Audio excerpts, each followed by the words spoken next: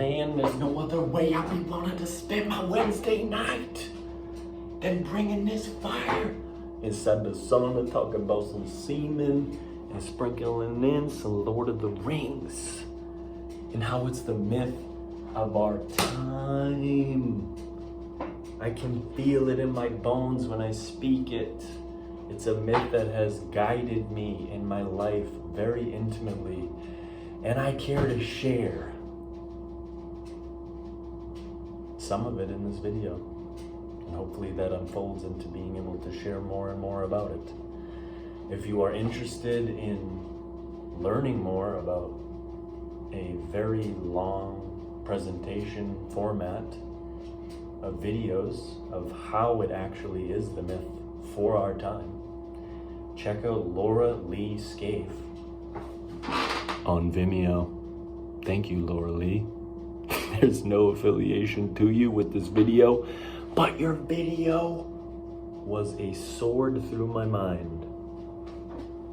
So with that being said, I want to bring forward one part of the Lord of the Rings and just act it out, goof around, and just bring forward what the truth is that's revealed in it. Frodo takes this long, arduous journey of being, if we take the internal perspective here, of having to move through the PMO addiction that takes you through the fucking dead marshes, that takes you through the cave with the giant spider, that takes you to being wrapped up in the silk, pretty much ready to die. Your soul is just being sucked from you. You're slowly eroding where you don't even trust Sam anymore. You're believing the lies that Gollum is telling you. And then your life force is being handed over to Sauron, slowly but surely. And you get all the way up the mountain. The last stop, you're right in the place where this object, this ring of possession, was created. Here's my take on it. I personally view the way that pornography is in the modern day as it baked into it a signature of evil. I tried to tell myself, like Denethor, like Boromir, I can use this ring for good, man. We can what with it? I'm thinking we can bring more order to the kingdom. We can protect Gondor, right? We'll be able to wield such a strong power with this that we'll be protected. Wrong. This can't be used for good. This fapping, this PMO, has the signature of evil to it. I cannot serve two masters.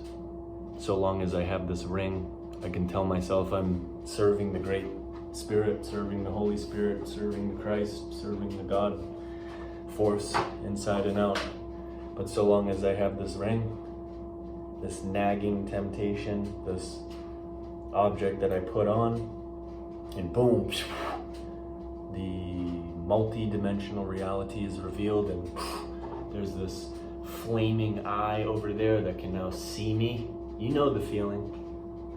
If you're really paying attention to the deeper layers of this journey, you know that when you do relapse, that there is something on the other end of the line that is benefiting off of you releasing. This energy does not just go into your underwear, into your sock, or into your nice little blankie. It goes into the nourishment of some sort of being. And let's just use this frame here of Sauron. So you put this ring on, and everything collapses, and he can see you. You, with the PMO, is putting that ring on. But remember, we took a long journey to eventually get to the point where we realized we had to let it go. Our friend carries us up the mountain. We're right fucking there. Our manhood, our greatest version, everything we want in life, staring us in the face. We know SR is the way forward and will give us the fuel to accomplish our destiny. And God says there's just one last thing that you have to let go of in order to move through this rite of passage and truly become a man. And it's your attachment to the P, to the M, to the O. With those things, your soul ain't gonna glow. You ain't gonna know yourself. You're gonna be blocked off from the wisdom of the universe that's in yourselves. There's a ringing of the bells, can you hear? Press your ear to the earth, like Aragorn does, and listen to the intuition that casts the rod and is fishing and realizes that what it is wishing for is a beautiful kingdom, right? We want Gondor. We want a tree that is bearing fruits. We want a thriving community. We want to be strong, masculine leaders. We want empowered women around us. We want families. We want physical wealth that's used for our spiritual development. We want beautiful architecture like we see in Gondor. Notice that none of that would be possible in the end when Aragorn takes the throne if that ring is not dropped. But Frodo's double guessing. He doesn't think that there's still something inside of him that is convincing him, even after that whole journey. I will open up and share more as the videos go here in relation to this, of more specifics on my journey. I'm using metaphors here that you can probably relate to, of where is your cave with the spider? Where is your dead marshes? Where is your moment of turning your back on Samwise Gamgee, i.e. the truest part of yourself, that will fucking carry you up the mountain even when you can't stand up, and will help lead you to victory? Frodo is missing the conviction, the absolute decisiveness in his soul. No, I can't serve two masters. So long as I have this, I will not be whole. So long as I have this attachment, I will be a shell of who I could be.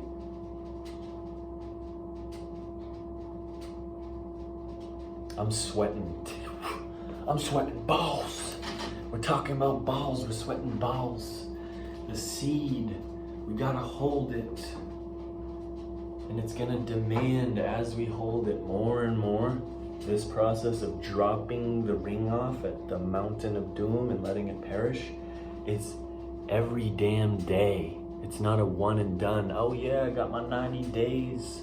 I dropped that ring off at the mountain and now I just went on my merry way. It's literally every single day having the conscious intentionality that I am going to let go of this, to solidify a kingdom that wants to be born inside of yourself first and foremost, which then is mirrored externally. Because the Tower of Babel with the one eye, this whole New World Order, let's put on they live glasses and start seeing a bit. The SR will definitely help you pierce through a lot of the lies and the deception going on in this Middle Earth realm that Sauron is trying to take over. Man, when you fucking let go of the tethers that are trying to bind you to the fetters of darkness, I think is in the Hermetica how they word it, these fetters of darkness. Sauron is bound in that ring. His essence is inside of it. The devil's essence is inside this pornographic material. And to be quite honest, I really don't care if you think otherwise. Everybody is entitled to their own opinion. I'm just speaking from my own experience and what I've been shown pretty undoubtedly, that this is a black or white. This isn't the middle ground where we kind of fiddle around with, well, I'm not feeling like I really want to drop it off. I don't have to put it on, but I kind of just want to keep it here just in case. Nah, man. Nah, it's gotta go. And with it, the aspect of our own psyche, the golem, the one who loves himself and he fucking hates himself. Notice how he perishes too with the ring? This possessed fiend. Golem is literally an aspect of our own psyche. The addict that is atrophying in the cave and having his every single thought warped. Every thought that could be sacred, the Sauron is turning it inverted into perversion. How did it happen? Well, he ended up falling for the ring. So let's learn the lesson of Gollum. Let's check the part of ourselves that's Frodo, that's fucking right there. That's like, Frodo, if you want to become a man, you gotta let this go. For as far as I'm concerned, from what I've been shown, I cannot actually become a man so long as I'm holding on to this ring. This ring is forged with dark arts. Know your enemy and know his sword.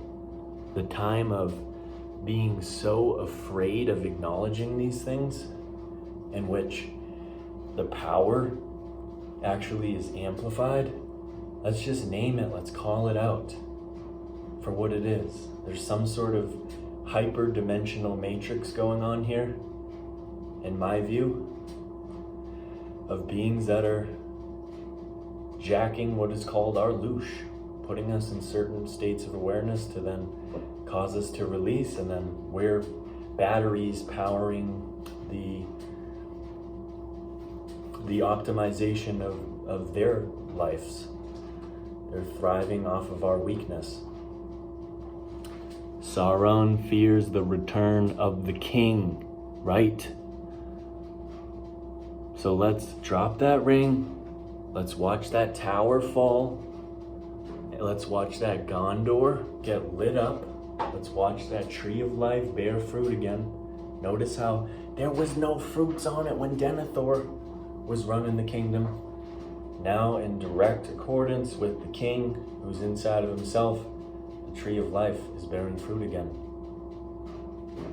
But let's make sure we celebrate those hobbits. You don't bow to anyone. We're all gonna bow down to you. For this journey wouldn't have happened if it wasn't for that remarkable aspect of yourself that is taking this gnarly journey of unraveling from addiction. I don't know how it was for you, but it was extremely normalized for me. If anything, it was cool how many times you jerked off or watched the corn.